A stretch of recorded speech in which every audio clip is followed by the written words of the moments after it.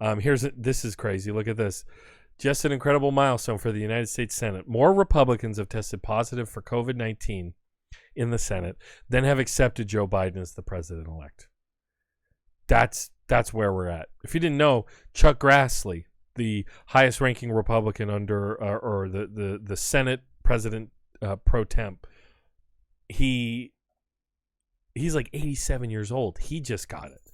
A bunch of these guys just keep contracting coronavirus. Donald Trump Jr. just got coronavirus. Jesus. So this transitions us into the next section of the show. The other part of Trump not ceding the election, not conceding, another part of what makes that really troublesome and dangerous, like a really big part, is they're not allowing the transition to go forward, right? They're not acknowledging the loss. And so the transition, like the head of the Trump transition team is just not returning any calls or emails or any legal aspect of letting Joe Biden and his people know what's actually going on in the government. So, and in fact, Trump and his administration are actively trying to appoint people into, different agencies, executive agencies, who are Trump loyalists, total ideologues, right wing.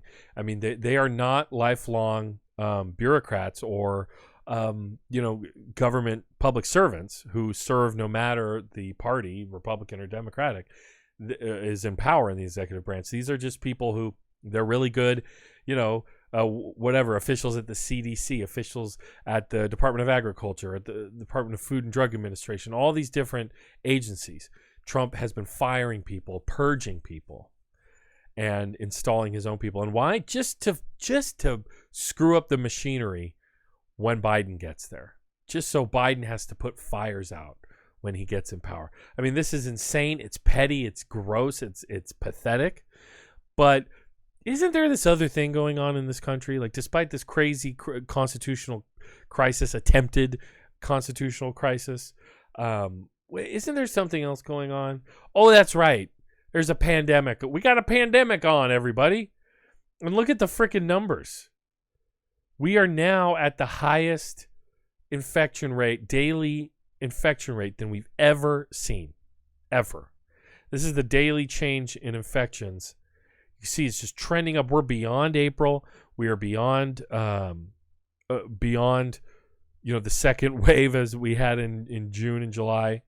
And now we're looking at, so what do we have here? In yesterday, November 19th, we had 187,428 new cases.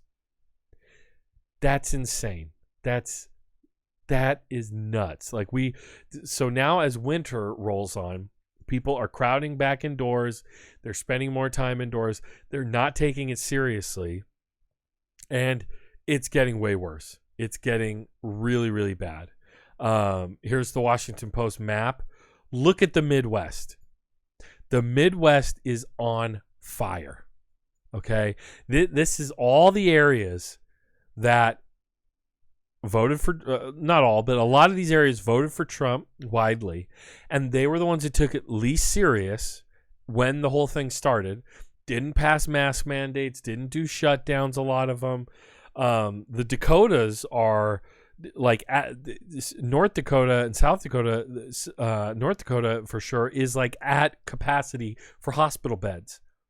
The Midwest is running out of hospital beds, and they're running out of hospital staff. They were literally voting in North Dakota last week to, or the officials, the health department was deciding to allow medical staff with coronavirus to work with coronavirus patients. These are people infected who are sick, who are continuing working because they have so few medical staff.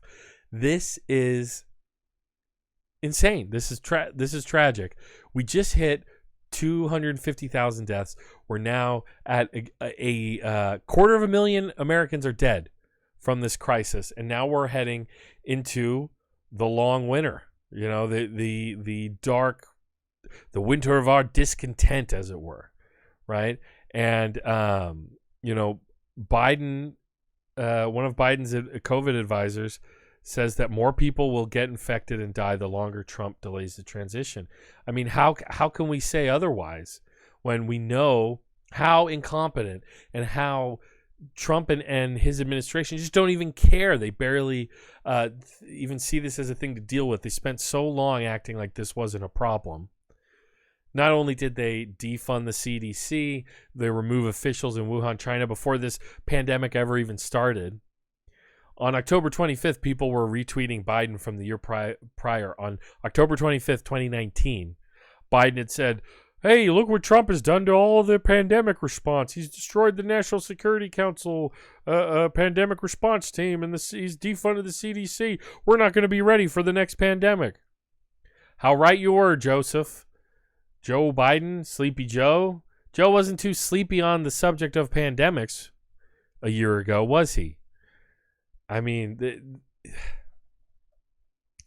this is like the one thing that like probably decided the election against Trump was how he handled this pandemic. And right now they're gumming up the works, the Republicans, just Trump's White House, in letting anything be done about this. So is Mitch McConnell in the Senate. They're not going to, I really seriously doubt they're going to vote on a bill to pass any relief for all the people who are in need, because a lot of people are in need right now. All unemployment extensions are about to go up. Moratoriums on evictions and rent are about to disappear. I mean, this is insane. Look at this in Texas. This is a line for food, and it goes for miles. There are people lined up for miles and miles just to get food from like a food giveaway, like a food bank type situation. This is, talk about shithole country. Look what Trump has done, and the Republican Party. Because if the Democrats failed in this election, it's because they didn't do enough to make this about more than just Trump. The Democrats failed down ballot. Why is that? Because we all know they're spineless, chicken shit, neoliberal hacks, right? The ones in leadership. But yeah, they really don't know how to play politics. They don't know how to keep the focus on, how horrific and terrifying the Republicans are when they're in power. Republicans hate, government. They say the best government is the government that governs the least. We like small government. And, they try to prove this point every time they can by hobbling the government and destroying, trying to undo any anything that could, any functioning of our government so that it could actually do things like protect public health, support people when they're in poverty. They've tried to destroy everything possibly good that government can do, and then something like this happens, and they are so stuck in this ideology that they can't do anything other than just keep stick to their guns. And it's bad. It's bad, people. I'm sorry. This is why we live in a dystopian hellscape. That's what we're dealing with right now. I'm sorry, but and again, the Democrats aren't perfect. Let's be real, okay? California Governor Gavin Newsom and his people caught eating at a restaurant without masks. Gavin Newsom, after throwing us back up into the purple tier, closing the indoor dining. Just a few days ago, he's eating indoors. He's been telling us, "Oh, wear your mask in between bites." Nobody was wearing masks at this little dinner party he had at like a restaurant that's like $450 a plate. Nancy Pelosi, she could have taken the Republicans' deal in the Senate, the $1.8 million that she hashed out with Steve Mnuchin in the Treasury to support people before the election. She didn't want to give Trump and the Republicans a win before the election. Well, now everybody's lost, and Democrats have lost down ballot. So that's where we're at. I hope you guys understand. Now is not the time to go do Thanksgiving with the family like normal. I saw a Republican person I know, a friend on Facebook, who is being flippant about that they can't have their full family at Thanksgiving because of state guidelines. The state isn't going to come arrest you on Thanksgiving, or they're not going to. We now have a curfew. They're not going to come and arrest you. Nobody's going to. The police aren't going to. Pull people over just because they're out at night. That's ridiculous. But they're acting like this is all this insane oppression on them. That Gavin Newsom is making bars close down. Oh my God, right? In the middle of a pandemic. How dare he? Yes, he's a hypocrite. Yes, all those things are true. But this person was really being flippant about inviting, too many people over for Thanksgiving, including their 95-year-old grandmother. Is really now the time to be flippant about inviting your 95-year-old grandmother to be in an enclosed space with numerous people during this pandemic, possible asymptomatic carriers, right? I mean, it's just crazy. They're not going to be wearing face masks, and it's if you're going to do Thanksgiving with your family, if you're able to, eat outside if it's not too cold, if you have space heaters or whatever you need to do, or just don't do it.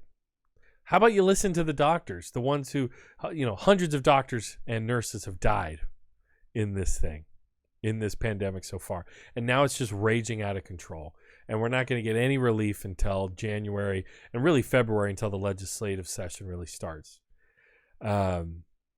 It's insane. Like, I get why people laugh at all the just the spectacle of, Rudy Giuliani melting and all these other things, because it's all we can do at this point is just laugh at the absolutely psychotic craziness that we're seeing here. But I mean, people are dying, man, and I don't think it's funny. I don't think. We're at a quarter of a million Americans are dead.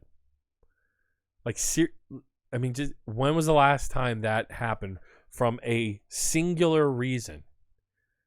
A quarter of a million Americans are dead.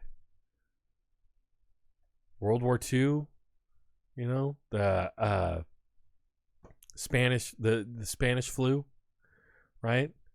But even then, like, that was just erased from the historical record. People barely even knew that even happened before this pandemic.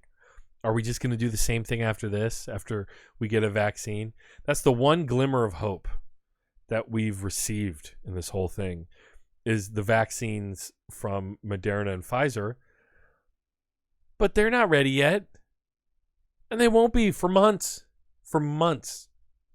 We're going through, this is exactly what all the experts said would happen. We're going to have this, that it's going to get even worse during the wintertime with flu season already.